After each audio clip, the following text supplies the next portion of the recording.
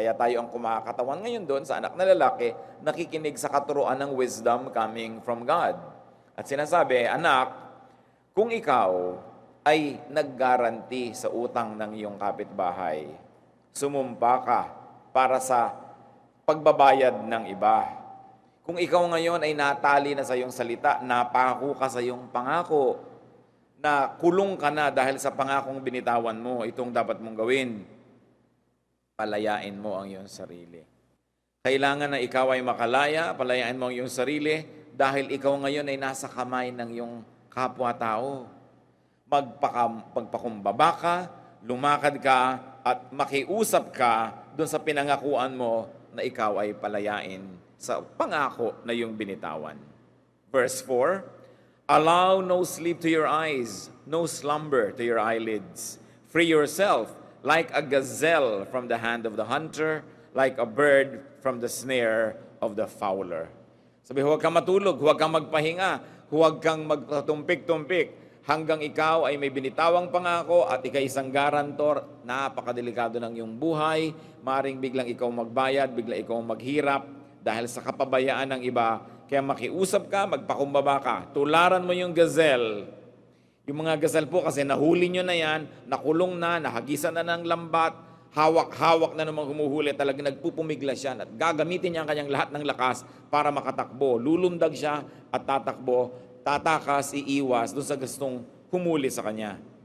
Gayahin mo daw ang mga ibon na nahuli na at nasa lakab na at nandun na sa mga lambat ng kalaban, pilit pa rin nakakawala. Ito daw ang dapat gawin ng isang tao na naging garantor ng utang ng iba. So the gazelle is actually one of the many graceful antelopes and it is priced meat. Talagang maganda ang karne nito at masarap kainin at dahil doon, gusto silang hulihin ang lahat. But gazelles are swift runners and gazelles could jump very, very powerfully and could jerk out of the hands of somebody who would like to entrap them. At yun po ang isang quality ng hayop na ito na pangontra naman dun sa kanyang kawalan ng sungay, kawalan ng pangil, at kawalan ng kakayahang manlaban. And it's being always hunted for meat. People always were interested to benefit from the gazelle. Kaya kailangan, sabi naman, mag-ingat. Ganito ang gawin mo, tularan mo ang isang gazelle. When we read the Bible, there are many various meanings and there are many layers of reading. So let's read lesson 1, the most basic teaching that we can see from Proverbs. And it is a lesson for us as much as it is for the gazelle. And the lesson is, free yourself from the hunter. Free yourself from snares. Kailangang mapalaya mo, kapatid, ang iyong sarili dun sa gustong humuli sa iyo, dun sa gustong bumihag sa iyo, doon sa gustong pumatay sa iyo. You've got to free yourself from whoever holds you to kill you or to destroy you. Now, this could be an actual or a direct killer or destroyer. Ito yung very, very basic teaching. Nanganganib ang buhay mo, hawak-hawak ka, gusto ka nilang patayin, kailangan gumawa ka ng paraan para makawala. But this could be someone whose control and influence on you can and will lead you to destruction. Anong kinalaman natin sa gazelle? Hindi naman tayo gazelle, hindi naman tayo hinahagisan ng lambat, hindi naman tayo hinuhuli, pero may pagkakamukha tayo sa kanila. Tayo man tulad ng gazelle na hinahabol-habol dahil masarap kainin, meron din mga naghahangad na tayo ay bihagin, naghahangad na tayo ay masilo, makupot, makorner, maging kanila. May mga tao, may mga bagay na gustong humawak sa atin, pero ang pagkakahawak nila sa atin ay hindi kabubuti ng ating kapakanan. So what could this hunter be in our lives today? This could be a destructive love or lover. Hindi naman lahat ng mga loves maganda ang kinakawian eh. Hindi naman lahat ng lover ay nakakabuti sa iyo. Merong gustong angkinin ka lang, merong gustong gamitin ka lang, merong gustong alipinin ka, kawawain, masolo, ihiwalay sa iyong mga pangarap, ihiwalay sa iyong mga mahal sa buhay, at gamitin ka lang. Kung ikaw, kapatid, hawak-hawak ng ganyang love or lover ngayon, kaya ka kinakausap ng Diyos, set yourself free. Kung alam na mo na ang pagkakahawak sa iyo para lang sa kanyang pakinabangan at wala kang mapapala, Siya lang ang nakikinabang at kawawa ka, luging-lugi ka, ikasisira mo ng dangal mo, ng puri mo, ng pera mo at ng puri mo. Bakit hindi ka dapat makawala dyan? This hunter could be a destructive friend or companion. Minsan meron tayong mga itinuturing na kaibigan, mga kapalagayang loob na walang ginawa kundi dalhan tayo ng problema, walang ginawa kundi buntunan tayo ng mga kotak-kotak na gulo, isuot tayo sa mga panganib. Kailangan ka makalaya dyan. It could be a destructive involvement. Maring napasali ka na sa isang scam, napasali ka na sa isang negosyong masama, mali, alam mong sasabog at masasabugan ka. It could be a destructive habit or activity. Maring ikaw ay nalululong na sa sugal o sa drug, sa bisyo, napapasali ka sa mga masasamang mga grupo at alam mong kakainin ka at lulubog ka ng lulubog. Ito ang mga katumbas nung hunter na yan. Kaya ang Biblia, mga kapatid, ay universal, powerful, dahil hindi lang yan tungkol talaga doon sa actual na tinutukoy, sapagkat maraming katumbas yan sa ating buhay. At kailangan pag binabasa mo yan, nakabukas ang iyong isip na, teka, ako yung gazelle dito. At yung hunter, itong gustong humawak sa akin, gumapos, magkulong, ay ito pala, itong taong ito, o itong activity ko na ito, o itong pangarap ko na ito sa buhay, itong nakakasira sa akin. Alam niyo sinabi sa Biblia, set yourself free. Huwag kang magpatumpik-tumpik, huwag kang magpatagal-tagal, huwag kang magpatulog-tulog, gamitin mo lahat ng kakayahan mo para ka makalaya. Kung meron man lang kahit isa dito ngayon sa ating grupo na ganito ang kalagayan, it's all worth it to discuss this. Because Jesus wants you free. God wants you free. Kung yung gazelle, tinuturuan na tumalon, lumaya, tumakas, tao pa kaya ang hindi gugustuhin ng Diyos na maging malaya? The gazelle knows what to do. People should know better. Kailangan, mas alam natin yan. Proverbs 1:10, my son, if sinners entice you, do not give in to them. May nang aakit sa'yo, nagyayaya, humihila, alam na alam mong mali, may kapahamakan na naghihintay sa bandaron, huwag kang paakit. Sinasabi dyan. 1 Corinthians 15:33, do not be misled. Bad company corrupts good character.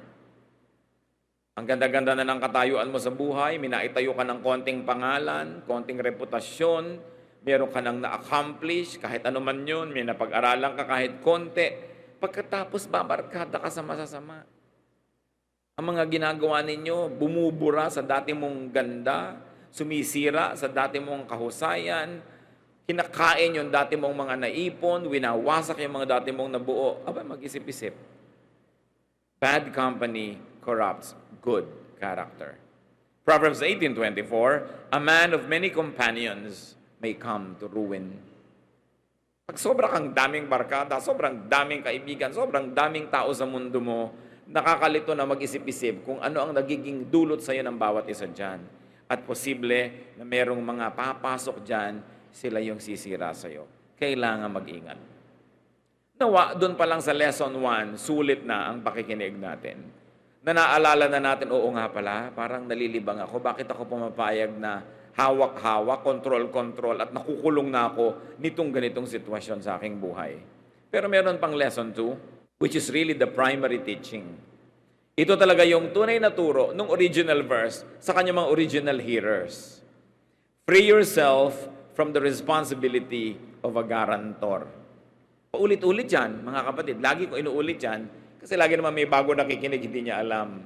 Tinuturo pala sa Biblia, huwag kang magagaranti ng utang ng may utang. Sabi sa Proverbs 6:1, my son, if you have put up security for your neighbor, if you have struck your hands in pledge for another. Kung ikay nangako para sa utang ng iba, pumirma ka na garantor sa utang ng iba. No? Sabi, undo your commitment. But undo your commitment honorably. Take back your word. Take back your guarantee while there is time, while there is still goodwill. Habang hindi pa tumatakbo yung nangutang, hindi pa nagkakasira yung nangutang sa kanyang pinagkautangan, bumalik ka na doon sa nagpautang at sabihin mo, alam mo, ayoko nang mag-guarantee. Mag-usap na tayo habang maganda pa, Kasi pag tumakbo na yung may utang, hindi ka napapayagang makawala nung nagpautang. Kaya nga may garantor eh. Pag nakatakbo yung nangutang, ikaw ang hawak-hawak niya. Ikaw yung gazelle. Nakatali ka, nakakulong, nakalambat ka. Wala kang magagawa, pumirma ka eh. Marami na po akong alam na ganyan, mga pamilya na pati mga lupa at bahay nila na ibenta, pambayad sa utang ng iba na ginarantor at ginaranti nung isa sa kanila, lalo na nung magulang. Magkakagalit ngayon kayo nung kaibigan mo na ayaw magbayad. Magkakagalit din lang pa kayo, di agahan mo na bago ka pa mag-garantor. Halimbawa, gusto niya mag-guarantee ka, ayaw mo, nagalit siya sa iyo, edi magalit na siya ngayon. Kaysa later on, na nag-guarantee ka na itakbo na niya yung utang, ikaw yung nagbayad, tsaka ka ngayon magagalit. Magkakagalit din naman kayo di agahan mo na.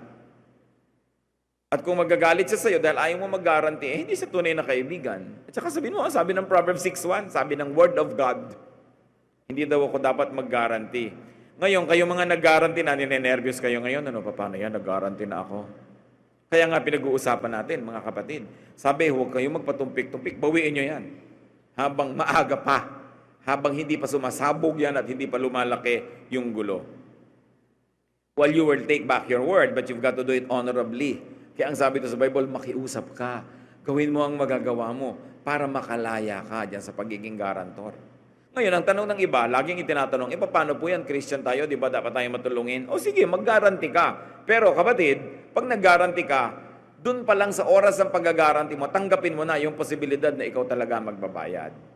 Natatakbo yung nangutang, ikaw ang mapapahamak, at yakapin mo yung kapahamakan na yon, maaga pa lang. Kasi kung hindi ka willing na yakapin yun ngayon, paano mo yayakapin later?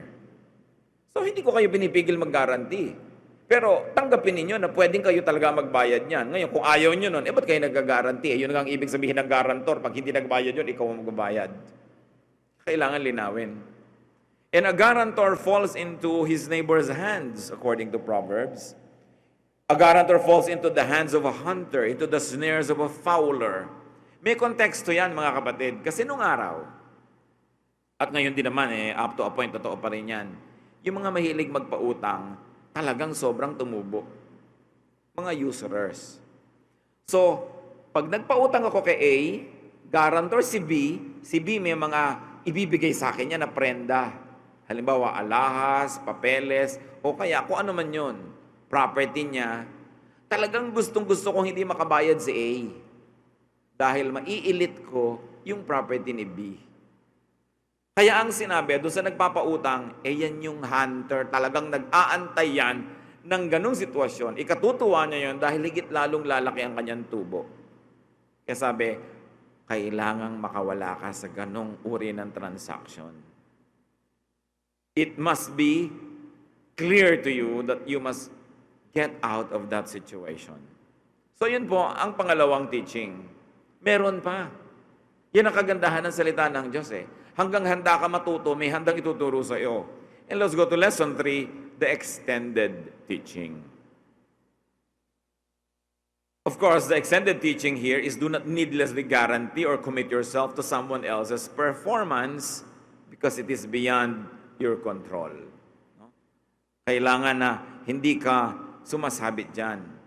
Maraming mga nag-guarantee, sila tuloy yung napapalagay sa gulo. Halimbawa, person A, employer. Person B, prospective employee. Ikaw ngayon ang nag-guarantee kay A, magaling na tao ito. Tanggapin ninyo. Meron kang letter of recommendation. Sinabi mo rin naman kay nag-a-apply, magaling na employer yon, kilala ko yon. O pinagtagpo mo sila, tinanggap siya, nagkaroon sila ngayon ng transaction. Mamaya, pag may problema si A kay B, ikaw ang sisisihin. Pag may problema si B kay A, ikaw pa rin ang sisisihin. Sa kagandahang loob mo, ikaw ang naipit sa nag-uumpugang bato. Ngayon, sasabihin mo na naman, maka-Diyos po ako, gusto kong tumulong. Sige. Pero pagtulong mo pa lang, handa ka nang maipit sa nag-uumpugang bato. Kailangan ready ka doon. If you are not ready for it, then even don't do it to begin with. Dahil mangyayari at mangyayari.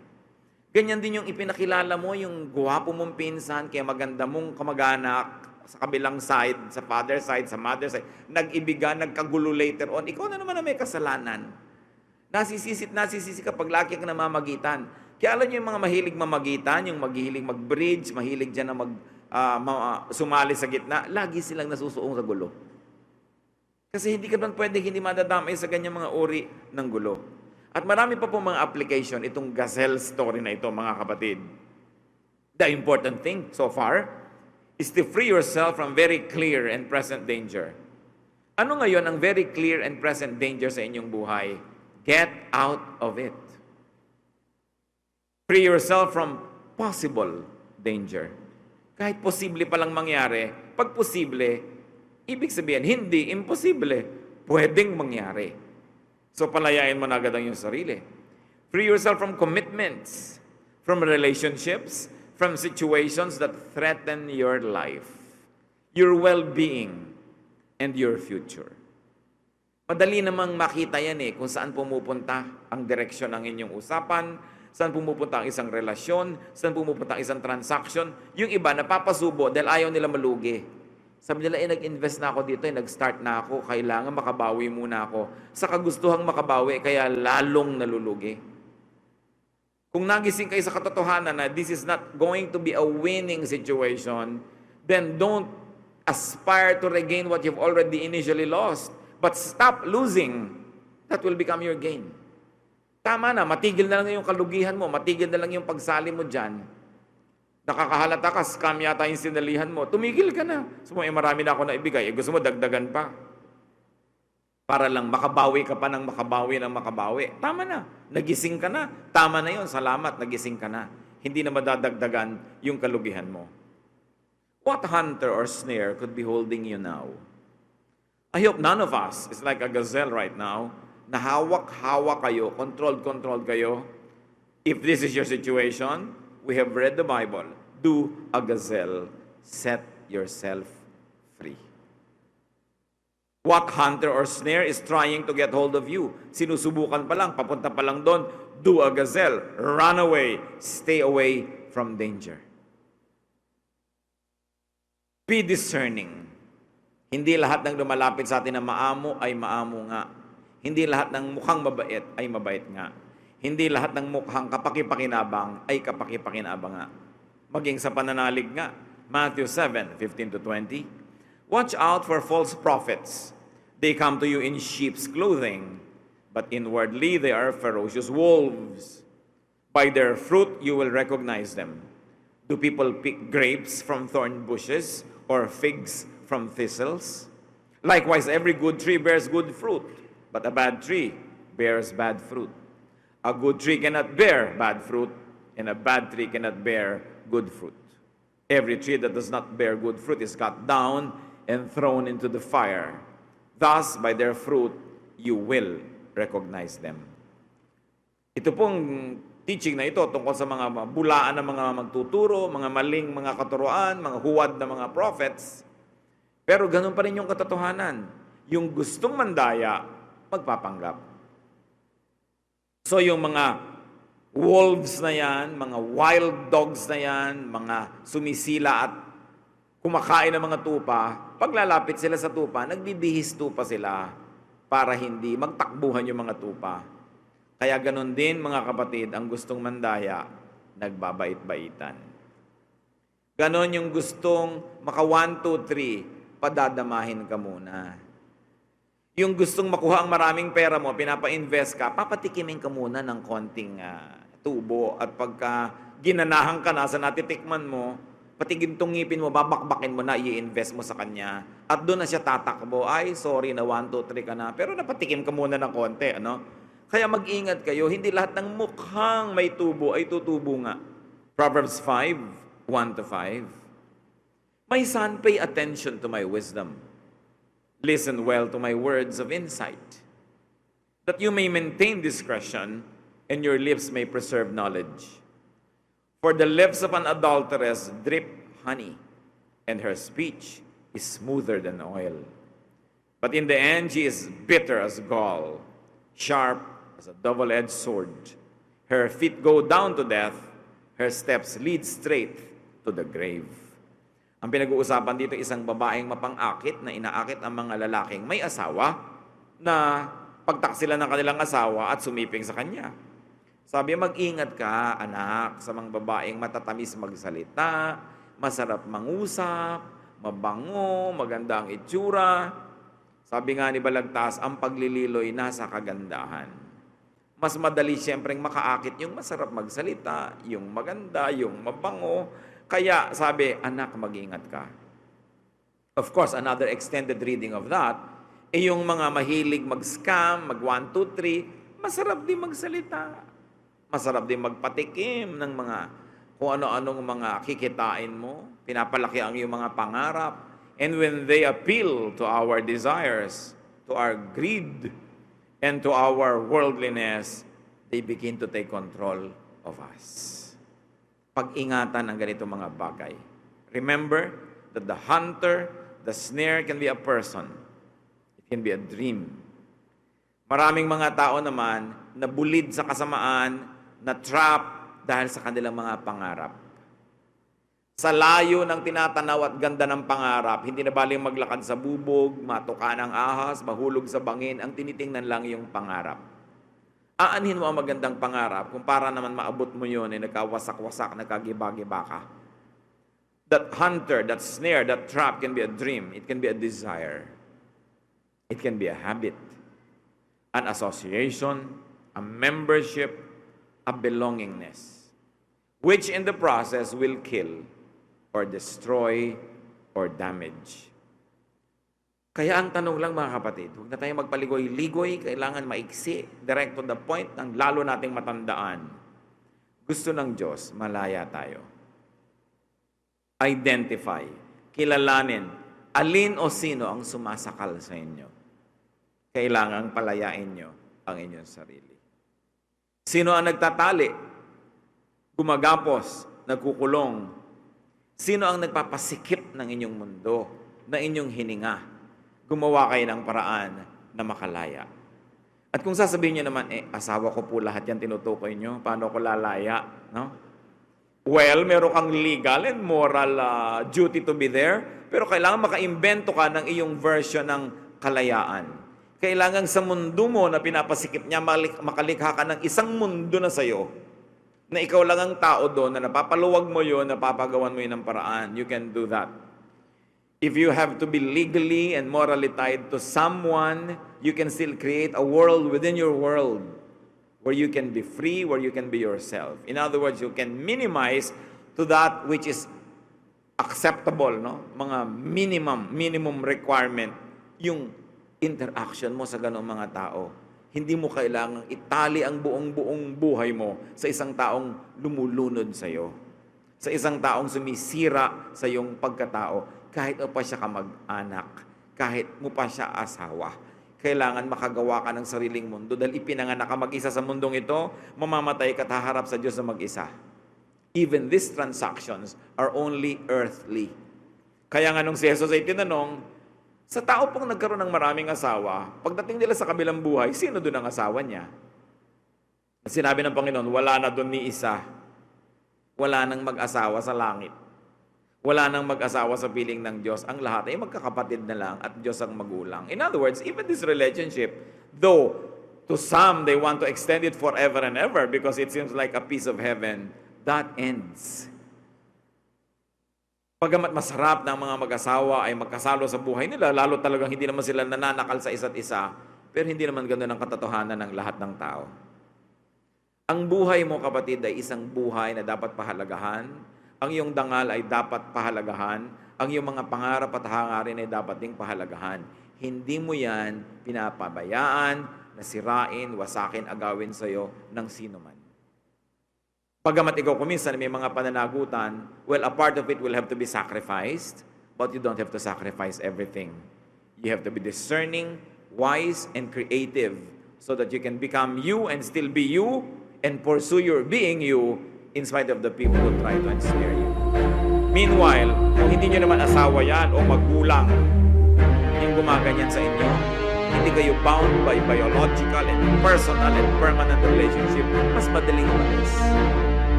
Meron kayong nobyo na walang ginawa kundi kawawain kayo, pagtaksinan, utangan, pagastusin. Abay, gumising-gising kayo. Wala kayong kinabukasan sa ganong tao, dapat kayong makalaya. Yun ang pinag-uusapan natin. Pwede niyong palayain ang sarili niyo, lumaya kayo. Nalalagay kayo minsan sa isang neighborhood. Kabulan ng kabulan, barilan ng barilan, tagaan ng tagaan yung mga kapitbahay niyo. Ilag lang kayo ng ilag. Lumipat-lipat kayo sa ibang barangay. Gumawa kayo ng paraan. Alam niyo, siyempre may mga halaman lagi yung tatapakan eh, kasi naman natin sila sa daan. Pwede kang lumipat. Siyempre, hindi na pwedeng ipayo. Pwede mo lang ipayo sa mga kababayan natin na Bicol. Lahat sa Davao kasi walang bagyo doon.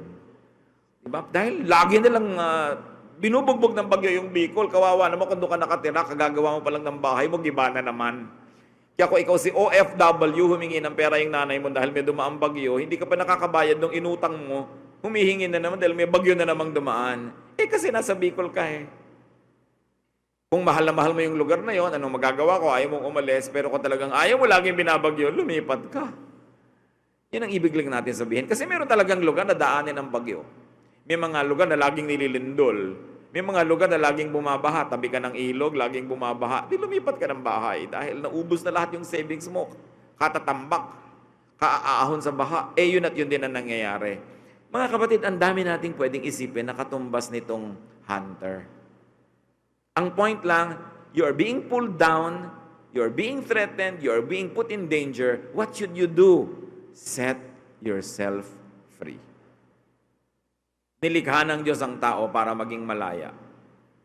Sa kalayaan nga ng tao, hindi pinigil ng Diyos nung kakain ng forbidden fruit eh. Pinagsabihan, pinagbawalan, pero hindi hinawakan ng kamay at itinali para huwag magawa yung hindi dapat gawin. Binigyan pa rin ng Diyos ng free will. Bawat tao, birthright yun. Kaya kung tinanggap nyo na ganito na lang ako, kakawawain na lang akong ganito, hindi nyo dapat tanggapin yon. Pananagutan nyo sa Diyos, it is a very noble act of worship to set yourself free so that the God's design for you can happen, so that you can be the person that God designed you to be. Ngayon, baligtarin natin. Madalas naman tayo yung hunter eh. Tayo yung dominante. Tayo yung wala ng boses yung kapwa natin, tayo na lang. Tayo na lang laging nasusunod kung anong kakainin. Tayo lagi ang nasusunod kung saan pupunta. Mag-asawa kayo pero laging yung gusto nyo ang nakakapanaig. Nanginginig na yung asawa nyo sa ginaw. Gusto nyo malamig ang aircon, bahala siya maging popsicle. Basta't kayo ang masusunod. Yung lagi na lang kayo't kayo, kinakausap din tayo ng verse na ito. Huwag nyong gawing gazelle ang mga mahal nyo sa buhay. Kayo may asawa, magulang, kapatid na nakakatulong, kapatid na may pera, nakontrol nyo na yung lahat ng kapatid, wala na silang masabi, kahit ano na lang kasi kayo to nagbibigay. Ang Diyos nga binibigyan tayo ng buhay at lahat-lahat, pero hindi tayo kinokontrol. Sa pagbibigay natin ng tulong, sa pagbibigay natin ng kabutihan sa kapwa, hindi tayo nagkakaroon ng karapatan na nakawan sila ng anino, alisan sila ng pagkatao at disposisyon. Kailangan patuloy pa rin natin silang iginagalang. Napakahalaga na yung ganung pagbibigay, nagbigay ka ng pera, ninakaw mo naman yung pagkatao niya, di balanse lang yun, baka mas malaki pang utang mo pag nagtuos. Importante matuto tayo from God that if we have the power to give, if we have the power over people, we don't use that power to dominate them. But we use that to influence them so that they could be the best persons that they can become. So sino tayo dito? Hindi naman tayo laging gazelle lang eh. Madalas, hunter din tayo. At hindi naman tayo laging hunter lang. Kung minsan, hunter tayo sa grupong ito, pero sa ibang grupo tayo naman yung gazelle. Kailangan din tayong makalaya. Ano ang itinuturo sa atin ito? Set yourself free. Jesus wants you free. Panginoon naming Diyos, salamat sapagkat kayo Diyos na nagtuturo maging ng mga ganitong bagay sa pagtingin namin sa kalikasan, sa mga halaman, sa mga hayop. May natututunan din kami. At salamat Lord, yung Bible, yung word ninyo, interesado sa aming pang-araw-araw na buhay. Ngayon sa aming pag-aaral, ituro mo sa amin Lord kung paano kami nagiging gazelle, kung paano kami nagiging bihag ng kapwa, bihag ng mga bagay-bagay, bihag ng bisyo, ituro mong palayain namin ang aming sarili sa tulong na rin ninyo, O Diyos. Pero ang mahalaga magkaroon kami ng pagpapasya na palayain ang aming sarili. At kung kami naman yung nagiging hunter, mas madali naman, Panginoon, na palayain namin ang aming kapwa. Turuan mo kami na labanan yung aming selfishness, yung aming personal na kagustuhan na makapanaig, laging manalo, lalong-lalo alam naming mahal kami, hindi kami matitikis, kinokontrol na namin, ituro mo sa amin, Lord, na hindi ganito dapat ang pakikitungo sa nagmamahal sa amin, kundi dapat suklian namin ang iba yung pag-ibig, ang pag-ibig na iniuukol sa amin. Magbulay-bulay tayo mga kapatid, huwag tayong magmadali, spend some time. Ano ang leksyon na iniiwan sa atin ng Panginoon? Una, doon sa unang leksyon, meron ba talagang nagbibigay sa inyo ng grave danger and threat? Run away. Set yourself free. At doon sa pangalawang leksyon, tayo ba'y nagiging mga guarantors? Set yourself free and don't guarantee anymore in the future unless you're ready to really pay and not feel bad. At ano pa yung mga humahawak sa atin sa buhay? Habits, fears, nakokontrol tayo niyan. Set yourself free. In some moment of silence, let's bow before the Lord. Ponder this and go home blessed because of our determination to be free, and God will empower.